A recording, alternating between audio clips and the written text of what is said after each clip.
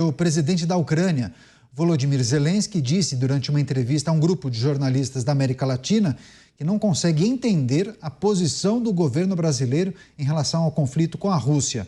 De acordo com Zelensky, o Brasil está mais alinhado com a Rússia do que com a Ucrânia. Eu vou abrir aspas para o que disse Zelensky. A Rússia nos atacou. O Brasil tem que estar do nosso lado e dar um ultimato ao agressor em nome do resto do mundo.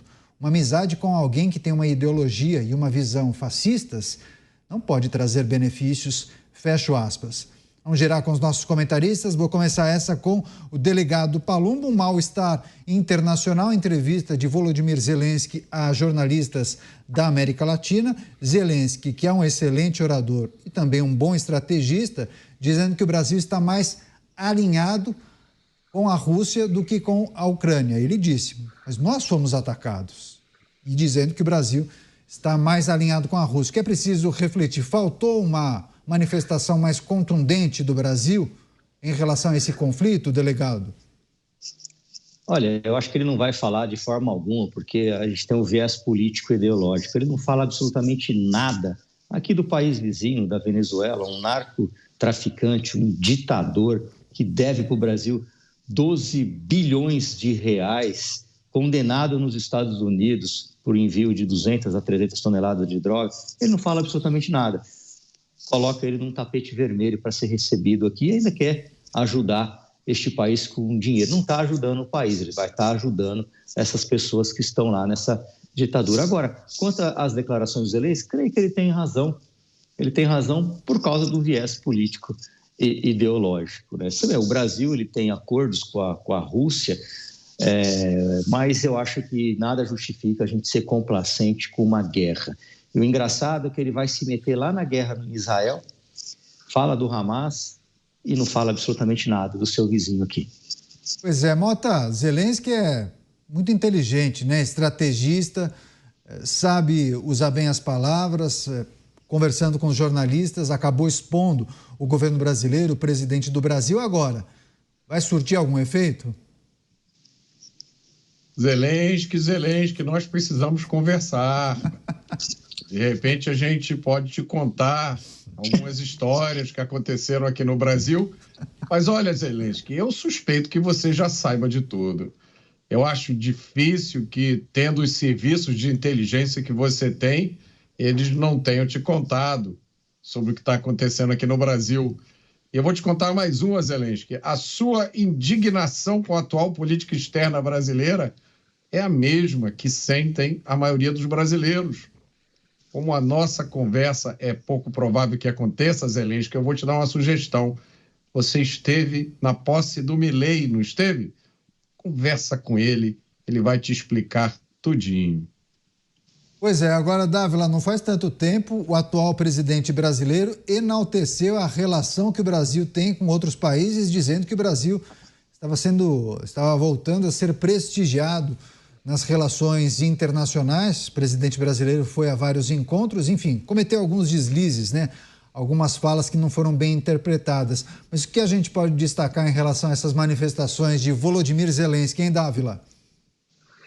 Bom, primeiro, eu acho que a gente podia contar duas coisas para o presidente Zelensky. A primeira coisa é o seguinte: o Brasil tem uma diplomacia hoje militante e ideológica. E essa diplomacia militante ideológica criou uma ficção científica chamada a diplomacia do Sul Global. A diplomacia do Sul Global é reunir potências como a Rússia, a China e de outros países emergentes contra o que eles gostam de denominar como mundo imperialista, que no fundo é um mundo democrático. É onde está a Europa, onde estão os Estados Unidos. Então, é uma diplomacia totalmente ideológica. E o Brasil acha que vai ter uma posição relevante nesse grupo dos países do Sul contra os imperialistas do Norte, o que não faz o menor sentido para a história da diplomacia brasileira, que sempre foi uma diplomacia de Estado e não uma diplomacia da política partidária. E aí eu vou contar um episódio da história do Brasil que eu acho que ilustra bem isso.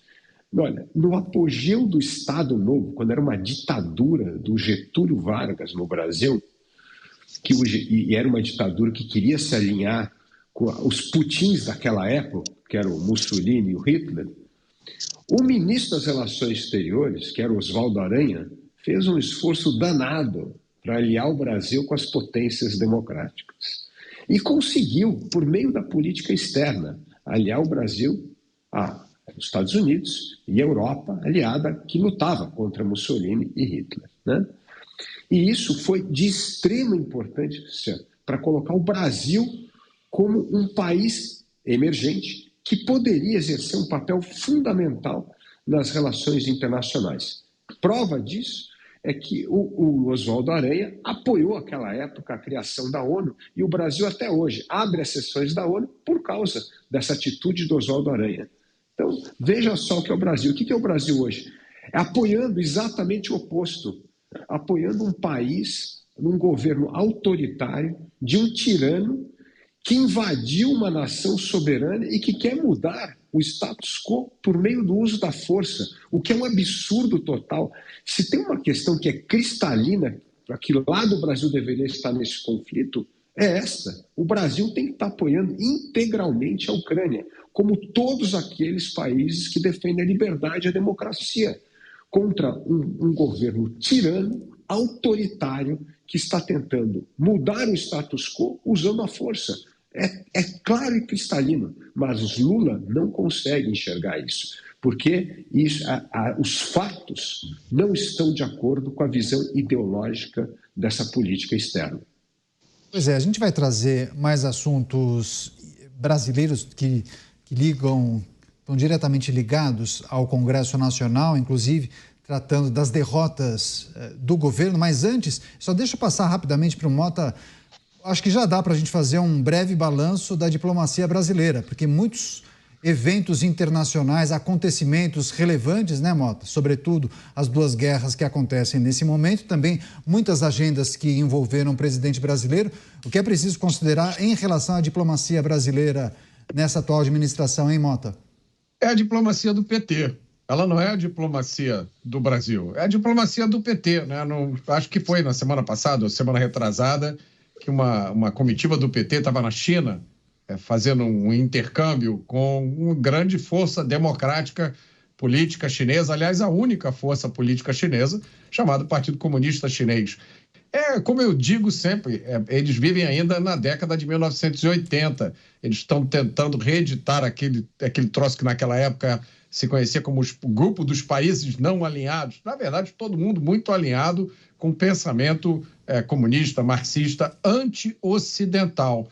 Basta lembrar a transformação pela qual vem passando os BRICS, né? Os BRICS, que eram um grupo de países em desenvolvimento, tentando se ajudar, hoje virou uma aliança anti-ocidental. E aí, a gente está falando isso outro dia, da cristandade que está na base da civilização ocidental, direito romano, filosofia grega. Nós pertencemos ao Ocidente, porque o Brasil participa de movimentos contra o Ocidente. O que é que o brasileiro ganha com isso? Nada.